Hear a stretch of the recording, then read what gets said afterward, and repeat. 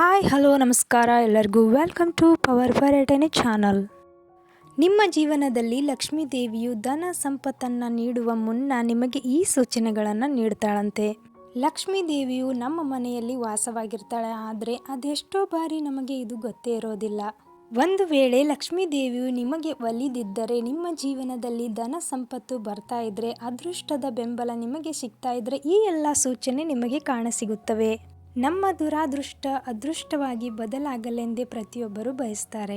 ಧನ ಸಂಪತ್ತಿನ ಅಧಿದೇವತೆ ಲಕ್ಷ್ಮೀ ದೇವಿಯು ತಮಗೆ ಒಲಿಯಬೇಕೆಂದು ಪೂಜೆ ಪುನಸ್ಕಾರ ಮಂತ್ರಗಳ ಪಠನೆಯನ್ನ ಮಾಡುತ್ತಲೇ ಇರುತ್ತಾರೆ. ಕೆಲವೊಮ್ಮೆ ಜನರಿಗೆ ತಾನಾಗಿಯೇ ಲಕ್ಷ್ಮೀ ದೇವಿಯು ಒಲಿದಿರುತ್ತಾಳೆ. ಲಕ್ಷ್ಮೀ ದೇವಿಯು ಬರುವ ಮುನ್ನ ತನ್ನ ಸೂಚನೆಗಳನ್ನು ನೀಡಿರುತ್ತಾಳೆ. ಎಷ್ಟೋ ಜನರಿಗೆ ಆ ಸೂಚನೆಗಳು ಏನೆಂಬುದು ಗೊತ್ತೇ ಇರುವುದಿಲ್ಲ.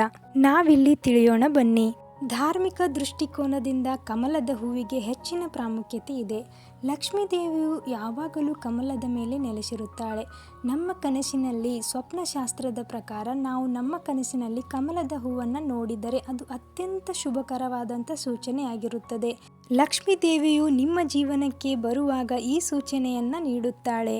ಇದು ಲಕ್ಷ್ಮೀ ದೇವಿಯ ಸಂಪೂರ್ಣ ಆಶೀರ್ವಾದವೆಂದರೂ ತಪ್ಪಾಗಲಾರದು.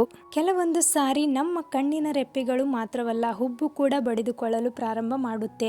ಹೀಗೆ ಒಂದು ವೇಳೆ ನಿಮ್ಮ ಹುಬ್ಬು ಹಾರಲು ಪ್ರಾರಂಭಿಸಿದರೆ ಲಕ್ಷ್ಮೀ ದೇವಿಯು ಒಲಿದಿದ್ದಾಳೆ ಎಂದು ಅರ್ಥ.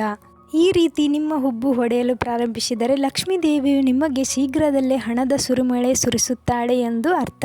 ಅದರಲ್ಲೂ ಮುಂಜಾನೆ ಸಮಯದಲ್ಲಿ ಈ ರೀತಿ ಆದಲ್ಲಿ ನಿಮ್ಮಂಥ ಅದೃಷ್ಟವಂತರು ಬೇರೆ ಯಾರೂ ಇಲ್ಲ ಎಂದು ಹೇಳಲಾಗಿದೆ. ಆಧ್ಯಾತ್ಮಿಕ ಮತ್ತು ತಾಂತ್ರಿಕ ದೃಷ್ಟಿಕೋನದಿಂದ ಗಿಳಿಗೆ ಒಂದು ವಿಶೇಷವಾದಂಥ ಪ್ರಾಮುಖ್ಯತೆ ಇದೆ. ನಿಮ್ಮ ಮುಂದೆ ಗಿಳಿ ಬಂದರೆ ಮತ್ತು ನಿಮ್ಮ ಮನೆಯೊಳಗೆ ಗಿಳಿ ಬಂದರೆ ಇದು ಅತ್ಯಂತ ಶುಭಕರವಾದಂಥ ಸೂಚನೆ. ಗಿಳಿಯನ್ನ ಸಂಪತ್ತಿನ ದೇವರು ಎಂದು ಕರೆಯಲಾಗುತ್ತೆ. ಹಾಗೆಯೇ ಗಿಳಿಯು ಕುಬೇರನೊಂದಿಗೆ ಸಂಬಂಧ ಹೊಂದಿದೆ ಎಂದು ಹೇಳಲಾಗುವುದು. ಗಿಳಿಯನ್ನ ನೋಡಿದ ವ್ಯಕ್ತಿಯು ಯಾವುದೇ ಒಂದು ಹಣದ ಸಮಸ್ಯೆಯಲ್ಲಿ ಇದ್ದರೆ ಅವನ ಸಮಸ್ಯೆ ಮುಕ್ತವಾಗುವುದು. ಧಾರ್ಮಿಕ ನಂಬಿಕೆಗಳ ಪ್ರಕಾರ ಗೂಬೆಯನ್ನ ಲಕ್ಷ್ಮೀ ದೇವಿಯ ವಾಹನವೆಂದು ಪರಿಗಣಿಸಲಾಗುತ್ತದೆ. ಈ ಕಾರಣಕ್ಕಾಗಿ ಹಿಂದೂ ಧರ್ಮದಲ್ಲಿ ಆಚರಿಸಲಾಗುವ ಕೆಲವೊಂದು ಹಬ್ಬಗಳಲ್ಲಿ ಲಕ್ಷ್ಮೀ ದೇವಿಯೊಂದಿಗೆ ಗೂಬೆಯನ್ನ ಕೂಡ ಪೂಜೆಯನ್ನು ಮಾಡಲಾಗುತ್ತದೆ. ಯಾವ ವ್ಯಕ್ತಿ ಗೂಬೆಯನ್ನು ನೋಡಿರುತ್ತಾನೋ ಅವನ ಜೀವನದಲ್ಲಿ ಯಾವಾಗಲೂ ಸಂತೋಷ ಸಮೃದ್ಧಿ ತುಂಬಿರುತ್ತದೆ. ಅಂಥ ವ್ಯಕ್ತಿಯ ಮನೆಯಲ್ಲಿ ಯಾವಾಗಲೂ ಹಣಕಾಸಿನ ಸಮಸ್ಯೆ ಎಂದಿಗೂ ಎದುರಾಗುವುದಿಲ್ಲ.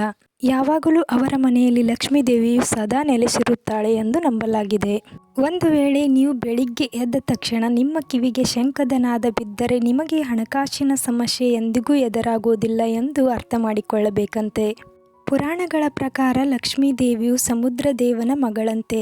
ಶಂಖವು ಕೂಡ ಸಾಗರದಿಂದಲೇ ಹುಟ್ಟುತ್ತದೆ. ಈ ಕಾರಣದಿಂದ ಶಂಖವನ್ನ ಲಕ್ಷ್ಮೀ ದೇವಿಯ ಸಹೋದರ ಎಂದು ನಂಬಲಾಗಿದೆ.